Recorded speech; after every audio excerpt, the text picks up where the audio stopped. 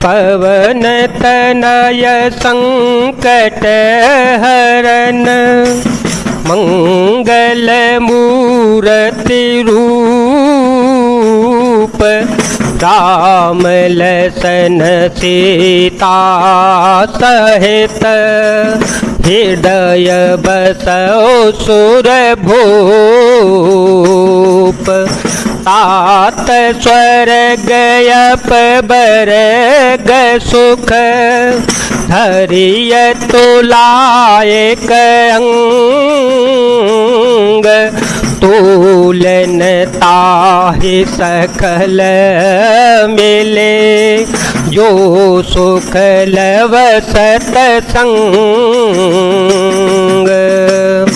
हे तात, स्वर्ग और मोक्ष के सब सुखों को तराजू के एक पलड़े में रखा जावे तो भी वे सब मिलकर दूसरे पलड़े पर रखे हुए उस सुख के बराबर नहीं हो सकते जो लव क्षण मात्र सत्संग से होता है।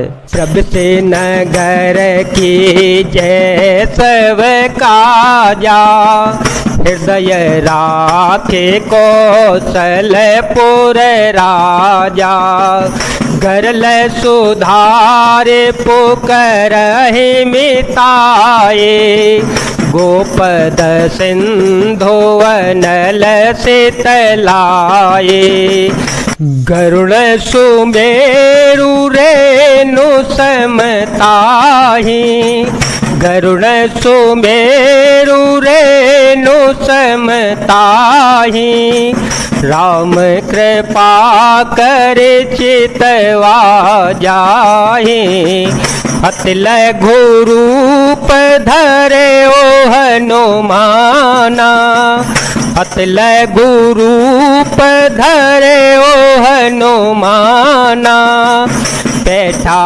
नगर सो मेरे भगवाना। अयोध्यापुरी के राजा श्री रघुनाथ जी को हृदय में रखे हुए नगर में प्रवेश करके सब काम कीजिए, उसके लिए विश्वामित्र हो जाता है, शत्रु मित्रता करने लगते हैं और समुद्र गाय के खुर के बराबर हो जाता है, अग्नि में शीतलता आ जाती है और हे गरुण जी सुमेरु पर्वत उसके लिए रज के समान हो जाता है। जिसे श्री रामचंद्र जी ने एक बार कृपा करके देख लिया तब श्री हनुमान जी ने बहुत ही छोटा रूप धारण किया और भगवान का स्मरण करके नगर में प्रवेश किया। मंदिर मंदिर प्रति करे शोधा मंदिर मंदिर प्रति करे शोधा देखे जहाँ तहाँ अगणित जोधा गयो दशानन मंदिर माही गयो दशानन मंदिर माही अति विचित्र कहे जात सुनाए शयन किए देखा कपिते मंदिर महो न दिखे बैदे भवन एक पुण्य दीख सोहावा भवन एक पुण्य दीख सोहावा हर मंदिर तह भेन बनावा। उन्होंने एक एक महल प्रत्येक महल की खोज की, यहाँ तहाँ असंख्य योद्धा देखे, फिर वे रावण के महल में गए। वह अत्यंत विचित्र था जिसका वर्णन नहीं हो सकता। श्री हनुमान जी ने उस रावण को शयन किए देखा परंतु महल में जानकी जी को नहीं देखा। फिर एक सुंदर महल दिखाई दिया, वहां उसमें भगवान का एक अलग ही मंदिर बना हुआ था। रामायोधयंकित ग्रह शोभावरनिन जाए नव तुलसी का वृंदतः देखी हरस कपिराए। वह महल श्री राम जी के आयुध धनुष बाण के चिन्हों से अंकित था। उसकी शोभा वर्णन नहीं की जा सकती। वहां नवीन नवीन तुलसी के वृक्ष समूहों को देखकर कपिराज श्री हनुमान जी हर्षित हो गए।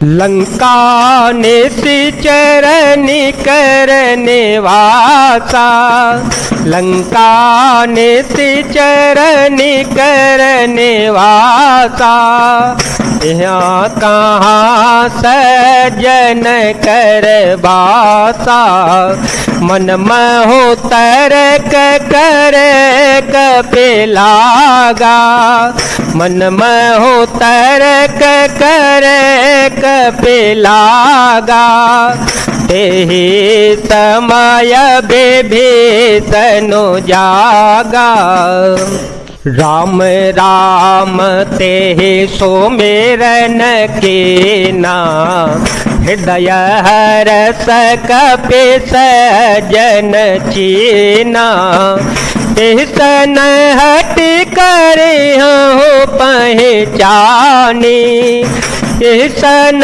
हट कर हो पहचानी, साधु ते होए न कारज हानि। लंका तो राक्षसों के समूह का निवास स्थान है, यहाँ सज्जन साधु पुरुष का निवास कहाँ से आया। श्री हनुमान जी मन में इस प्रकार तर्क करने लगे। उसी समय विभीषण जी जागे। उन्होंने विभीषण जी ने राम नाम का स्मरण उच्चारण किया। श्री हनुमान जी ने उन्हें सज्जन जाना और हृदय में हर्षित हो गए। श्री हनुमान जी ने विचार किया कि इनसे हट करके अपनी ओर से ही परिचय करूंगा, क्योंकि साधु से कार्य की हानि नहीं होती, प्रत्युत लाभ ही होता है। विप्र रूप धरि वचन सुनाए, विप्र रूप धरि वचन सुनाए, सुनत विभीषण उठे तह आए, कर प्रणाम पूछी कुशलाई, कर प्रणाम पूछी कुशलाई, विप्र कहु निज कथा बुझाए, कि तुम हरिदास हम कोई, कि तुम हरिदास हम कोई, मोरे हृदय प्रीत अति होए, कि तुम राम दीन अनुरागी, कि तुम राम दीन अनुरागी, आय हो मोहि करन बड़ भागे, मंगल भवन मंगल हारे, द्रवहो सुदशरथ अजर विहारे। ब्राह्मण का रूप धरकर श्री हनुमान जी ने उन्हें वचन सुनाए। पुकारा सुनते ही विभीषण जी उठकर वहां आए, प्रणाम करके कुशल पूछी और कहा कि हे ब्राह्मण देव, अपनी कथा समझाकर कहिए। क्या आप हरि भक्तों में से कोई है? क्योंकि आपको देखकर मेरे हृदय में अत्यंत प्रेम उमड़ रहा है। अथवा क्या आप दीनों से प्रेम करने वाले स्वयं श्री राम जी ही हैं, जो मुझे बड़भागी बनाने घर बैठे दर्शन देकर कृतार्थ करने के लिए आए हैं। तब हनुमंत कही सब राम कथा निज नाम, सुनत जोगल तन पुलक मन, मगन सो मेरे गुण ग्राम।